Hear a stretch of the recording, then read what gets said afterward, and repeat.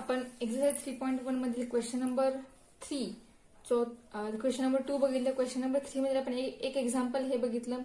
आता या लेक्चरमध्ये आपण क्वेश्चन नंबर 3 मध्ये नेक्स्ट एक्झाम्पल्स जे आहेत ते नेक्स्ट एक्झाम्पल बघूयात. तर क्वेश्चन नंबर 3 मध्ये थर्ड एक्झाम्पल आहे integration of 5x + 2 upon 3x - 4 with respect to dx with respect to x. So this can be written as I equal to integration of 5x plus 2 upon 3x minus 4 with respect to x. आता या example मध्ये 5x plus 2 या टर्मला 3x minus 4 ही term divide आहे. म्हणजे 5x plus 2 ला 3x minus 4 ने divide केलेला आहे. सो आपण त्याला डिवाइड करून ते एक्झाम्पल सिम्प्लिफाय आपल्याला करावं लागेल. कारण u अपॉन v आपल्याकडे फॉर्म्युला नाहीये. u अपॉन व्हीचं आपण इंटिग्रेशन फाइंड करू शकत नाही. मग आपली ही जी टर्म आहे u अपॉन व्ही आपण ती u प्लस मायनस व्ही मध्ये कन्व्हर्ट करणार. म्हणजेच u प्लस व्ही किंवा u मायनस व्ही म्हणजे आपण u आणि v ह्या दोन टर्म पूर्णपणे सेपरेट करून त्याच्यावर इंटिग्रेशन अप्लाय करून मग आपण इंटिग्रेशन फाइंड आउट करणार आहोत. तर हे एक्झाम्पल जे आहे थोडंसं वेगळ्या टाईपमध्ये आहे. त्याचं एक फॉर्म्युला आपल्याकडे आहे. तो फॉर्म्युला काय आहे तर बघा, तो फॉर्म्युला मी स्टार्टिंगला लिहिते. सोल्युशन आहे. आपण या एक्झाम्पलला आय नोटेशन कन्सिडर केलेलं आहे. सो फॉर्म्युला आपल्याकडे आहे numerator upon denominator equal to quotient plus remainder upon denominator. ठीक आहे. हे एक्झाम्पल डिवाइड केल्यानंतर जे आपल्याला आन्सर मिळेल त्या आन्सरनुसार आपल्या आन्सर मिळाल्यानंतर आपल्याला त्या एक्झाम्पलची अरेंजमेंट या फॉर्म मध्ये करून मग या टर्मवर आपल्याला इंटिग्रेशन अप्लाय करायचंय. ठीक आहे. Q means quotient plus R means remainder and D means denominator. ठीक, डिनॉमिनेटर म्हणजे 3x - 4 जो आहे तो. तर आपण डिवाइड करूयात आणि त्यानंतर आपण अशी अरेंजमेंट आलेल्या आन्सरची करूयात. तर बघा आपल्याला काय येते ते. तर बघा मिळतंय ते आपण जो हे करणार आहोत डिवायडेशन जे करणार आपण डिवायडेशन ते वेगळ्या टाईप मध्ये करणार आहोत. तुम्हाला हे झालेलं आहे. तर बघा आपल्याला 5x + 2 या टर्मला 3x - 4 ने डिवाइड केलेलं आहे. तर मग या ठिकाणी येणार 5x + 2 आणि ज्या टर्म याला डिवाइड केलं ती टर्म येणार या साईडला 3x - 4. ठीक आहे. तर बघूया आपण डिवाइड करूया 3x - 4 ने 5x + 2 ला. तर पहिली टर्म आहे इथं 5x आणि या ठिकाणी फर्स्ट टर्म आहे 3x. आता या ठिकाणी 5x जर तयार झाला तर आपला इथला 5x कॅन्सल होईल. या ठिकाणी 5x तयार कसा होईल तर आपण जर या टर्मला 5/3 ने डिवाइड केलं तर 3 कॅन्सल होऊन या ठिकाणी आपल्याला 5x मिळेल. तर म्हणजे पहिला आपला भाग लागेल 5/3 चा. ठीक आहे. म्हणजे आपल्याला या ठिकाणी मिळेल बघा 3x - 4 इंटू 5/3. बघा मल्टिप्लिकेशन काय येईल 5/3 इंटू 3x - 5/3 इंटू 4. या ठिकाणी 3 कॅन्सल मिळेल आपल्याला 5x मायनस 5/3 इंटू 4 म्हणजेच 5 इंटू 4/3 मिळाली आपल्याला ही स्टेप. मग ती स्टेप आहे अशा मी या ठिकाणी लिहूयात. तर आपल्याला काय मिळतंय ते 5x मायनस 4 इंटू 5 म्हणजेच 20/3 हे मिळालं. आता या ठिकाणी या दोघांमध्ये सबस्ट्रॅक्शन हे साइन असतं. सबस्ट्रॅक्शन मुळे या 5x साइन झालं निगेटिव्ह, हा पॉझिटिव्ह आहे 5x आणि हा निगेटिव्ह 20/3 झाला पॉझिटिव्ह. ठीक आहे. म्हणजे आपल्याला आन्सर मिळालं 5x कॅन्सल होईल आणि 2 हा जो 2 तो पॉझिटिव्ह आहे प्लस 20/3 ही सुद्धा टर्म पॉझिटिव्ह आहे. म्हणजे या दोघांचं सोल्युशन म्हणजे दोघांचं ऍडिशन आपल्याला मिळेल 26/3. ठीक आहे. आपल्याला हे मिळालं सोल्युशन. म्हणजे आपल्या एक्झाम्पल मधली 5x ही टर्म आहे ती टर्म कॅन्सल झालेली आहे. इथून पुढे या टर्मला भाग पुढे जाणार नाही. आपल्याला हा जो 26/3 मिळाला हा रिमाइंडर मिळालेला आहे. आता आपण या एक्झाम्पलची अरेंजमेंट त्या फॉर्म मध्ये करूयात. आपल्याला ज्या फॉर्म मध्ये या ठिकाणी फॉर्म्युला मिळालेला दिलेला आहे त्या फॉर्म्युला नुसार आपण टर्मची अरेंजमेंट करूयात. तर काय मिळेल I is equal to integration of बघा कोशंट कोण आहे तर बघा कोशंट आहे 5/3 मध्ये साइन पॉझिटिव्ह आहे तर या ठिकाणी पॉझिटिव्ह साइन येईल प्लस रिमाइंडर किती आलेला आहे तर 26/3 हा रिमाइंडर आलेला आहे अपॉन खाली डिनॉमिनेटर आहे डिनॉमिनेटर आपल्याला आहे 3x मायनस 4 आणि मग आपण याच्यावरती इंटिग्रेशन अप्लाय करणार. ठीक आहे, म्हणजे आपले एक्झाम्पल जे आहे त्यामध्ये दोन टर्म सेपरेट तयार झालेल्या आहेत. सो आता या एक्झाम्पलचे इंटिग्रेशन फाइंड होईल. सो इंटिग्रेशन अप्लाय करूया आणि त्यानंतर आपण सोल्युशन फाइंड करूया. So integration of 5/3 dx plus integration of 26/3 upon 3x minus 4 with respect to x. So constant term बाहेर निघतील. So 5/3 is constant. This can be written as 5/3 integration of dx plus 26/3 integration of 1/3x minus 4 with respect to x. This is equal to 5/3 into integration of dx is x plus 26/3 into integration of 1/3x minus 4 is log 3x minus 4 upon. आता बघा आपल्याला formula झालेला आहे एक, ज्या वेळेला या x ला मल्टिप्लाय कोणती टर्म असते म्हणजे ax प्लस बी जर असेल तर याचं इंटिग्रेशन निघतं जे मिळतं आपल्याला लॉग ऑफ ax प्लस बी आणि जो x ला मल्टिप्लाय असेल x चा कोइफिशियंट तो त्या टर्मला काय होतो डिवाइड होतो. म्हणजे या रूलनुसार या फॉर्म्युल्यामध्ये आलेल्या आन्सरमध्ये या ठिकाणी 3 जो आहे तो 3 काय होईल तर लॉगला डिवाइड होईल प्लस इंटिग्रेटिंग कॉन्स्टंट C. ठीक आहे, आता आपला आन्सर जे आहे ते आपण व्यवस्थित लिहूयात. आपला आन्सर मिळाला आहे 5/3x plus 26/3 into 3 9 into log of 3x minus 4 plus C.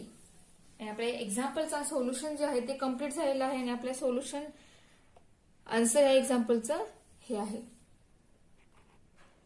Next example, sixth example. Example is integration of sin 4x upon cos 2x with respect to x. This can be written as I equal to integration of sin 4x upon cos 2x with respect to x. ठीक आहे, आता example मध्ये sin 4x upon cos 2x असे example आहे. तर sin 4x आपल्याला sin 4x formula आहे का तर फॉर्म्युला एक आहे sin 2x चा. तर फॉर्म्युला काय आहे तर 2 sin x cos x.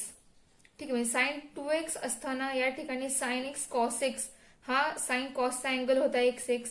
जर या ठिकाणी 2 च्या ऐवजी जर 4x येईल तर या ठिकाणी काय होईल xx च्या जागेवरती काय येणार 2x cos 2x. म्हणजे दोन अँगल काय झाला या ठिकाणी डबल झाला 2x चा 4x झाला म्हणजे x चा काय होणार 2x होणार. त्यानुसार आपल्याला साइन 4x चा फॉर्म्युला मिळणार आहे. ठीक आहे, मग या फॉर्म्युला आपल्याला या ठिकाणी मिळेल integration of 2 sine 2x into cos 2x upon cos 2x with respect to x. आता या ठिकाणी cos 2x कॅन्सल होईल म्हणजे या ठिकाणी मिळेल आपल्याला 2 sine 2x with respect to x. म्हणजे आपले एक्झाम्पल सिम्प्लिफाय झाले. आता या ठिकाणी इंटिग्रेशन निघेल कॉन्स्टंट 2 बाहेर निघेल integration of sine 2x dx is equal to integration काय ना integration of sine 2x is minus cos 2x into ज्या x चा जो कोइफिशियंट आहे तो कोइफिशियंट काय होणार त्या सोल्युशनला डिवाइड होणार प्लस इंटिग्रेटिंग कॉन्स्टंट C. ठीक आहे, इंटिग्रेशन मध्ये जर अँगल हा सिंपल x असेल तर त्या ठिकाणी कोणतीही टर्म डिवाइड होणार नाही. पण जर साइन कॉसचा जर अँगल हा 2x असेल किंवा कोणताही वेगळा असेल त्या ठिकाणी जर त्या एक्सला म्हणजे अँगलला कोइफिशियंट जो काही असेल तो कोइफिशियंट त्या ठिकाणी इंटिग्रेशन मध्ये डिवाइड होतो आणि तो डिवाइड लिहायला विसरायचा नाही. डेरिव्हेटिव्ह मध्ये तो जो कोइफिशियंट तो मल्टिप्लाय होतो बरोबर, पण इंटिग्रेशन तो जो कोइफिशियंट काय होतो डिवाइड होतो. त्यामुळे ह्या साइन 2x इंटिग्रेशन कम्प्लीट कधी होईल जर आपण त्याचं इंटिग्रेशन मायनस कॉस 2x लिहून त्याचबरोबर तो कोइफिशियंट जर डिवाइड केला तर ते जे मिळणार इंटिग्रेशन ते इंटिग्रेशन या साइनचं ते काय होणार आहे कम्प्लीट होणार आहे. म्हणजे आपली ह्या एक्झाम्पल सोल्युशन काय मिळाले हा 2 कॅन्सल होणार minus cos 2x plus C हे आपले या एक्झाम्पलचं सोल्युशन मिळालेलं आहे. नेक्स्ट बघा आता 9th एक्झाम्पल आहे हे integration of 2 upon root X minus root X plus 3 with respect to dx. तर हा जो टाइप आहे हा थोडासा वेगळा टाइप आहे. तर या टाइपचं एक्झाम्पल आपण कंटिन्युटी मध्ये बघितलं, लिमिट मध्ये बघितलं होतं, डेरिव्हेटिव्ह मध्ये सुद्धा आपण या टाइपचं एक्झाम्पल फाइंड आउट सॉल्व्ह केलेलं आहे. फक्त फरक थोडासा आहे, आपण लिमिट फाइंड केलं, कंटिन्युटी मध्ये आपण लिमिटच फाइंड आउट केलं होतं, त्यानंतर आपण बघितले कंटिन्युअस फंक्शन आहे का नाही ते, त्यानंतर आपण डेरिव्हेटिव्ह मध्ये या फंक्शन डेरिव्हेटिव्ह फाइंड केलं. आता आपण या एक्झाम्पलच्या या ठिकाणी इंटिग्रेशन फाइंड करणार आहोत. पण जे मेथड आहे सोल्युशनची टर्म सेपरेट करण्याची ती मेथड सगळीकडे सेम आहे. तर ती मेथड काय आहे, तर ज्या वेळेला 2/रूट असेल, दोन टर्म रूट मध्ये असतील, त्या ठिकाणी जर प्लस मायनस साइन देऊन त्या दोन टर्म जर वेगळ्या असतील, ते अशा वेळेला आपण या ठिकाणी रॅशनलायझेशन ही मेथड अप्लाय करतो. तर बघा, I equal to integration of 2/√x minus √x plus 3 with respect to x. So rationalization method काय आहे, तर बघा √x minus √x plus 3 into जे डिनॉमिनेटरला असेल त्या ठिकाणी जर अपोजिट साइन घेणार आपण, ती साइन येणार √x plus √x plus 3. Sign फक्त दोघांच्या मध्ये साइन जे आहे तेच साइन आपण अपोजिट साइन घेणार आहोत. दुसरं साइन जे असेल ते साइन आपण त्या ठिकाणी काहीही चेंज करणार नाही. तर दोघांच्या मध्ये जे साइन आहे तेच फक्त बदलून आपण ते साइन जे आहे ते पॉझिटिव्ह लिहिणार, √x प्लस √x प्लस 3. त्याच टर्मने डिवाइड करायचं आणि मल्टिप्लाय करायचं. आता आपल्याला मिळेल काय बघा, 2 into √x plus √x plus 3 whole divided by √x minus √x plus 3 into next bracket √x plus √x plus 3. ठीक आहे, with respect to x, with respect to x. ठीक आहे. आता डिनॉमिनेटर टर्म जी मिळाली आपल्याला, ती टर्म काय मिळाली बघा, तर आपल्याला दोन्ही ब्रॅकेटमध्ये फर्स्ट टर्म सेम आहे, सेकंड टर्म सेम आहे, फक्त मध्ये मिडल साइन जे आहे ते मिडल साइन डिफरंट आहे. मग अशी कंडिशन कोणत्या फॉर्म्युल्यामध्ये येते, ते a² मायनस b², हा जो फॉर्म्युला आहे a² मायनस b², यामध्ये ती कंडिशन येते. म्हणजेच a प्लस बी एकदा येतो, एकदा a मायनस बी हा येतो.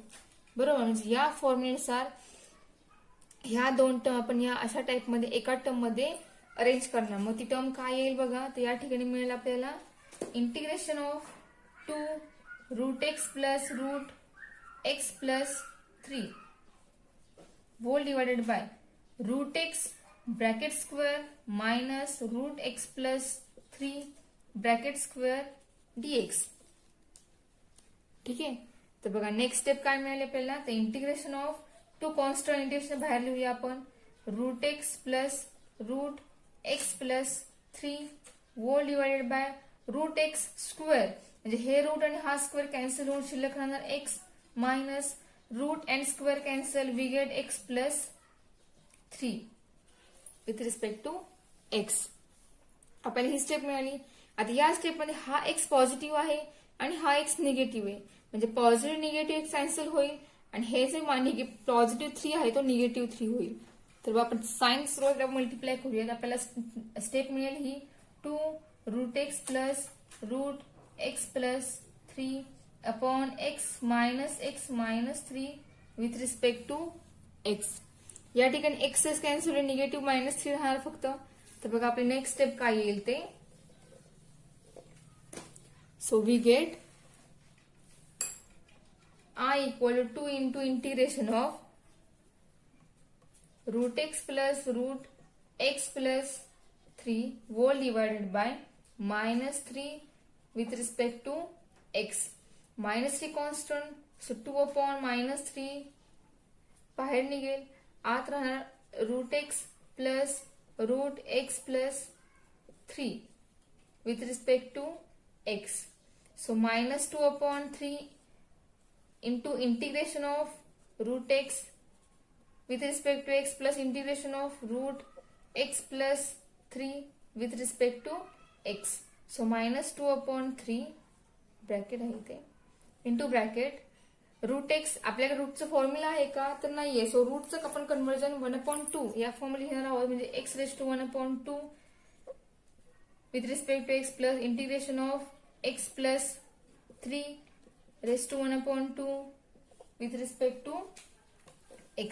आता या दोन्ही टर्मचे इंटिग्रेशन निघेल, so -2 upon 3 into integration of x raised to 1 upon 2 is x raised to 1 upon 2 plus 1 upon 1 upon 2 plus 1 plus x plus 3 raised to 1 upon 2 plus 1 upon 1 upon 2 plus 1 plus integrating constant c. c जो आहे integrating constant तो ब्रॅकेटच्या बाहेर येणार, तो आतमध्ये घेणार नाही आपण, कारण ही -2/3 ही टर्म जी मल्टिप्लाय होणार ती फक्त मल्टिप्लाय या दोन टर्मच्या इंटिग्रेशनलाच होणार आहे. सो आपण आन्सर मिळेल -2/3 into bracket x raise to 3/2 upon 3/2 plus x plus 3 bracket raise to 3/2 upon 3/2 plus c. ठीक आहे. आता ही जी टर्म आहे ही टर्म कॉमन आहे, आपण बाहेर काढूया, ब्रॅकेटच्या बाहेर घेऊयात किंवा या -2/3 ने ब्रॅकेटमध्ये मल्टिप्लाय करूयात. मल्टिप्लाय करून आपली टर्म लिहूयात, म्हणजे आपल्याला आन्सर काय मिळेल ते बघा. हा 3/2 जो आहे तो रेसिप्रोकल होऊन 2/3 होईल, म्हणजे या -2/3 ला हा 2/3 या फॉर्म मध्ये मल्टिप्लाय होईल.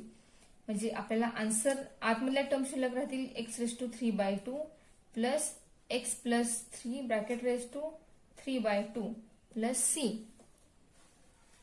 ठीक आहे. म्हणजे आपल्याला आन्सर मिळेल -4/9 into bracket x raise to 3/2 plus x plus 3 bracket raise to 3/2 plus integrating constant c. This is our solution of our example. Next question बघा, question number 4. Question number 4 is f dash of x equal to x minus 3 by x cube, f of 1 equal to 11/2, then find f of x. आपल्याला f of x find करायचं आहे. दिलंय आपल्याला काय, f dash of x दिलेलं आहे आणि f of 1 ह्याची व्हॅल्यू दिलेली आहे आपल्याला. ते f dash of x जो आहे ते गिव्हन फंक्शन, ते आपण स्वतः लिहूया. सो गिव्हन आपल्याला फंक्शन दिलेलं आहे. गिव्हन काय दिले, f dash of x is equal to x minus 3 upon x cube. आपल्याला f of x फाइंड करायचं आहे. तर आपल्याला माहिती आहे इंटिग्रेशन ही डेरिव्हेटिव्हची इनव्हर्स प्रोसेस आहे. म्हणजे आपण डेरिव्हेटिव्हला जर इंटिग्रेट केलं तर आपल्याला मिळणारं जे आन्सर आहे ते आपल्याला ओरिजिनल फंक्शन मिळतं. म्हणजे आपण या ठिकाणी या स्टेपला इंटिग्रेट करणार आहोत. So integrate both side, we get, आपल्याला काय मिळेल, integration of f dash of x with respect to x equal to integration of x minus 3 by x cube with respect to x. f dash of x integration येणार f of x, बरोबर. आणि याचे integration काय मिळेल तर बघा, integration of x minus integration of dx minus integration of 3 upon x cube with respect to x, that is equal to integration of x dx minus 3 constant, तो बाहेर निघेल. इंटिग्रेशन ऑफ एक्स क्यूब आहे तो न्यूमरेटरला x raise to -3 होईल with respect to x. So integration of x is x² upon 2 -3 into integration of x raise to -3 is -3 plus 1 upon -3 plus 1 plus integrating constant c. ठीक है. So और f of x is x² upon 2 -3 into x raised to -3 plus 1 -2 upon -2 plus c. So we get x² upon 2 plus 3 upon 2 into x raised to -2 plus c. This is our f of x. आता f of x मिळाला आहे, पण f of x मध्ये जो c आहे, c constant, तो integrating constant आहे. आपल्याला f of x आपल्याला विचारलेला आहे, f of x मध्ये हा c सुद्धा फाइंड करावा लागेल. मग हा c काय येईल तर आपल्याला f of 1 दिलेला आहे. f of 1 वर आपण हा c जो आहे तो c फाइंड करणार आहोत. तर बघा आपण c फाइंड आउट करूयात. So our next step is, हे आपलं एक्झाम्पल आहे. नेक्स्ट स्टेप काय, आपण f of x जो आहे तो पुन्हा आपण स्टार्टिंगला लिहूया. f of x आलेला आपला x² upon 2 plus 3 upon 2x² plus integrating constant c. आता या ठिकाणी आपण f of 1 या स्टेपला आपण 1 नाव देऊयात. So f of 1 equal to 1² upon 2 plus 3/2 into 1 square plus C is equal to 1/2 plus 3/2 plus C. F of 1 is 11/2. So 1/2 plus 3/2 आपल्याला किती मिळेल? तर 4/2 मिळेल. 11/2 प्लस सी. 4/2 पॉझिटिव्ह आहे.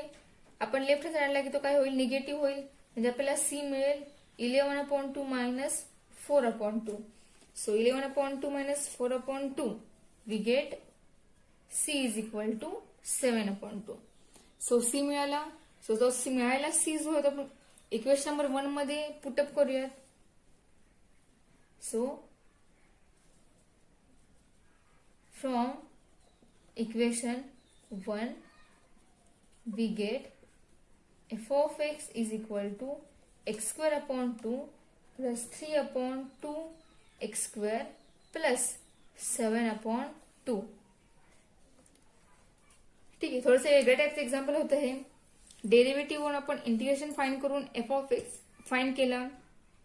त्यानंतर ठिकाणी जो सी होता कॉन्स्टंट तो सी आपण दिलेल्या व्हॅल्यूवरून फाइंड आउट करून तो सी फाइंड करून तो एफ ऑफ एक्स मध्ये पुट केला. आणि जे आपल्याला एफ ऑफ एक्स मध्ये सी पुट करून जे स्टेप मिळाली आहे तो आपलं जे आहे तो ओरिजिनल फंक्शन आहे. म्हणजे या स्टेपला तुम्ही डिफरन्शिएट करून बघा. तुम्हाला एक्स मायनस 3/x³ जो आहे ओरिजिनल फंक्शन जे त्यांनी एफ डॅश ऑफ एक्स दिला होता तो तुम्हाला मिळेल. या डेरिव्हेटिव्ह करून बघा तुम्हाला ते स्टेप मिळेल. हा कॉन्स्टंट सी आहे तो कॉन्स्टंट सी कॅन्सल होईल. ठीक आहे. म्हणजे या प्रकारे आपण एफ ऑफ एक्स फाइंड करू शकतो. म्हणजे हा जो एफ ऑफ एक्स आपल्याकडे त्या एक्झाम्पलचा सोल्युशन मिळालेला आहे.